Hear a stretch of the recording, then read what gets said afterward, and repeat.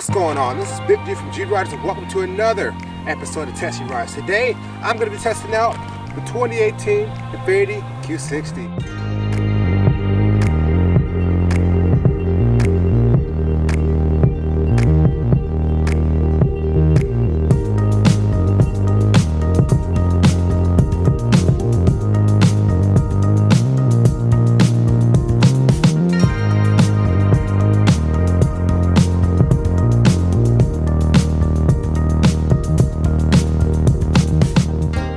Welcome to the 2018 Infiniti Q60. The Q60 name was introduced back in 2014 as a part of Infiniti's new naming scheme, because you know how they have the G turned into a Q50, the G sedan turned into a Q50, so this is basically the G coupe, so now they just do the Q60 name on it, which we're finally starting to get used to it, but it's still kind of confusing.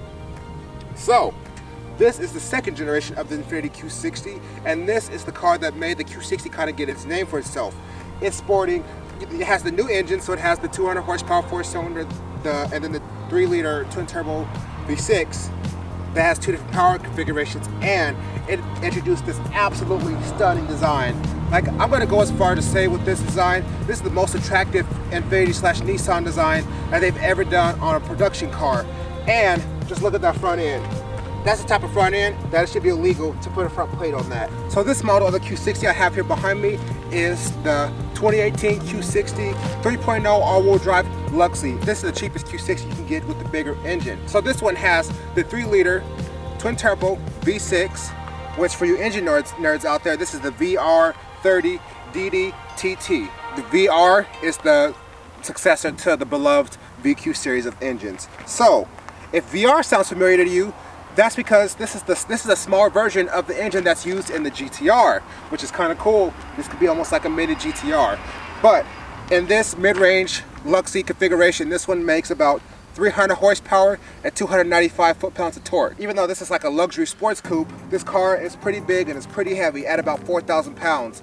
But I mean, even though this car has 300 horsepower and 4,000 pounds, it does get a reasonable 19 in the city and 28 on the highway. Plus this car is all-wheel drive, so that's definitely not too bad at all.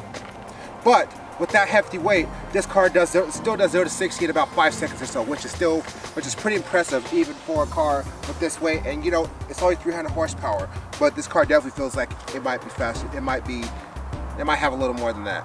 The 2018 Infiniti Q60 starts just right under $40,000, and that is coming from the Mercedes-sourced 2-liter turbo, making about 208 horsepower. But this one I have here is the 2018 Infiniti Q60 Luxy 3.0T all-wheel drive. Yes, that is a long name, but that means that this car is all-wheel drive and it has the bigger engine of the two. And for that this car doesn't have any options on it. This car is priced at just under $48,000, which is a pretty decent price considering the horsepower. Welcome to the interior of the 2018 Infiniti Q60. When you first hop into this car, the first thing that you notice that everything in this car is laid out, and it's like a well-built, feeling, solid car. So everything is all covered in leather, nicely stitched leather. The dash is soft. The steering wheel has a nice feel to it. The shifter and everything feels nice. You know, honestly, there's only a couple cheap plastics in here, but you really got to look kind of hard to find them. Like if you look around these vents here, this is quite cheap. But and around the screen here is a little bit cheap, but that's really it. Everything else in here is an exquisite luxury coupe. All right, so let's start off over here. While I rest my arm to drive, feels really nice. The steering wheel has a nice feel to it. All the stocks on the steering wheel feel like, you know, typical Nissan ones. I like the instrument clusters in the Infinitis. Like, even though they haven't moved to like an all digital display yet, like this one that they have in here still works pretty decently in my opinion. Moving over here to the infotainment center console. I talked about this briefly in the Q50 review that I had about at the end of last year, but I'm not that big a fan of Infiniti's infotainment system. It just seems too old. Like they're trying too much. Yes, it has some cool features, like you got the driving performance, all that good stuff. It's like GTR-ish stuff, which is kind of cool. But besides that, like everything, the The interior is pretty much the same as the Infiniti Q50. Honestly, I feel like this one it looks a little bit better. I feel like this is better built, to be honest. And I think that, you know, I don't have no complaints about it. So I don't have that many complaints about the overall design. But let's talk about this infotainment system a little bit. So it looks good. The 2 screens are there. I mean, one has a backup camera integrated. So these screens do 2 different things. And honestly, I don't think it's that well executed. So it's like we got 2 damn screens here, and neither of them have Apple CarPlay or Android Auto. And at this point, that's beginning to become ridiculous. When German manufacturers like BMW, Mercedes, and Audi are all offering Apple CarPlay and Android Auto in their vehicles, either as option or standard, and the Japanese still don't, I think that's pretty ridiculous. I know a lot of the I know Nissan products like recently just got Apple CarPlay and Android Auto, so they need to hurry up and make its way over to the Infiniti products. I think the new QX50 might have gotten it, but I'm not 100% sure. But I know both the Q50 and the Q60. Actually, the rest of the Infiniti products don't have it at this point, and I think that they really need to get it, because this is absolutely ridiculous at this point that they still haven't done it yet. But for the most part, the interior, since this interior is not all new or nothing, I'm not going to talk any much more about it. It's, you know, it's a comfortable interior. You guys know I'm a big dude. I'm over 6 feet tall and over 350 pounds, and I'm pretty comfortable in this car. Like, you know, I got enough shoulder room. There's definitely no backseat space there. I got a decent amount of headroom, but it's nice to have the sunroof there. But, you know, for the most part, it's a nice interior. I've been pretty impressed with it. You know, everything is, once you get used to it, it's pretty easy to use. Only thing, like I said, it's missing is the Apple CarPlay Android Auto. All right, let's go ahead, take it on a drive. All right, let's start off with a quick little pull to 60 here.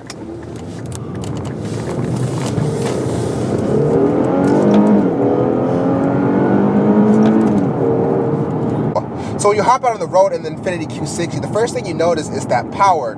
With that VR30 twin turbo V6, this thing is definitely quick.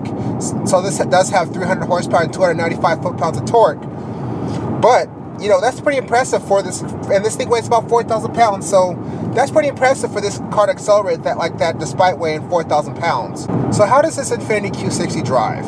So, honestly, this car drives kind of weird. And what do I mean by that? So if you're not familiar, the 2018 Infiniti Q60 has the steer-by-wire system. So that means there's no actual steering column in this car. So all the steering inputs, it's like basically artificial, basically, and like there's some type of motor or some type of computer system turning the wheels. And honestly, I do not like it. So this car drives like, so the steering. It's really easy for the steering to get out of to the middle.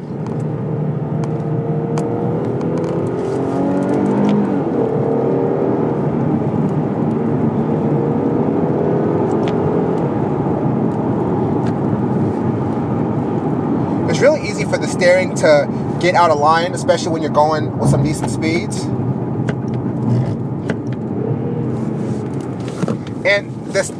And all the steering feel, like the steering feels decent,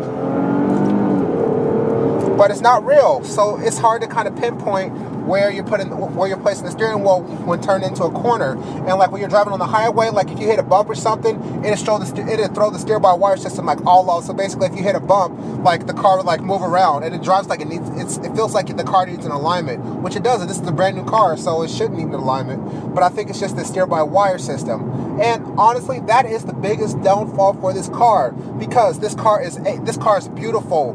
It's smooth to drive on the road. It's quiet. It's comfortable. It's fast.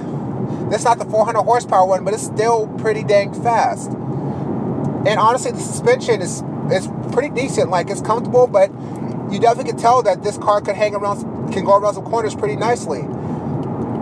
But that steer-by-wire system is just the biggest downfall. This car could have possibly been the deal of the century if it still drove like the G35, G37 coupes.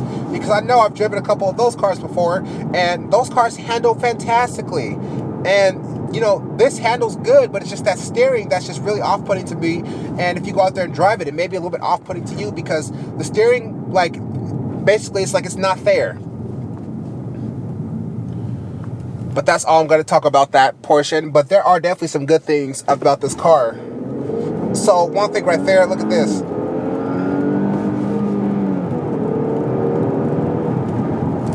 Just right there, little acceleration there. This thing pulls pretty hard. And you know, like, I'm gonna pause for a second. Do you hear much road noise? You shouldn't, because there's not much. Like, this car is super quiet and isolated from the road, and that's a very, very good trait of this Infiniti Q60. I think that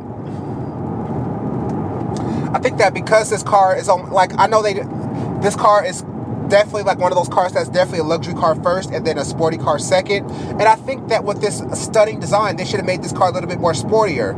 They should have, you know, made this car handle something like a BMW 440i or something like that, because this car is about $47,000 as it sits. So the baseline standard BMW 440 coupe is about $54,000. And that's, I mean, think about it, that's significantly more than this car. And I mean, I think the BMW 440 has a little more power, but you know, it's still significantly more expensive than this car, so it better have some more power. To get this type of power in an Audi, you have to step up to something like the S5 coupe. And the S5 coupe is in the mid 50s. So the S5 coupe with a couple options, it's going to be probably about $10,000 more than this. And like I said, this car could have been the deal of the century, but the simple fact is that steer-by-wire system is so weird, and that's just what really put me of this car. I feel like if Infiniti got rid of that steer-by-wire system in this car, this would be a fantastic car that you would want to buy. And especially if they made one of those kind of like four-door coupe type of deals, like the 440 Grand Coupe, and then like the Audi S5 Sportback. If Infiniti decides to jump on that train, I think they could build a beautiful, beautiful, beautiful car. Besides that, this is a pretty decent car. If you don't really care about the sportiness of the driving feel, this is definitely a beautiful car, definitely a good car to get. But if you care about, you know, handling, performance, all that stuff, when looking at a coupe like this at this price point, this is definitely not the car for you. And to be honest, I'm very disappointed by that. I really wanted to like this car more than I have, but I just, the steering is just too weird. But it's definitely a pretty decent car. Like, it's a Nissan, so it's going to be decently reliable. It's pretty comfortable. It looks beautiful. But if that's all you care about, then this is definitely a good car for you to get. If you are like me and kind of want some good driving characteristics, you should definitely look at one of the German rivals, or possibly even the Lexus RC. Alright, if you like this video, hit me with a thumbs up, hit that subscribe button, and keep riding with me. Thanks for watching.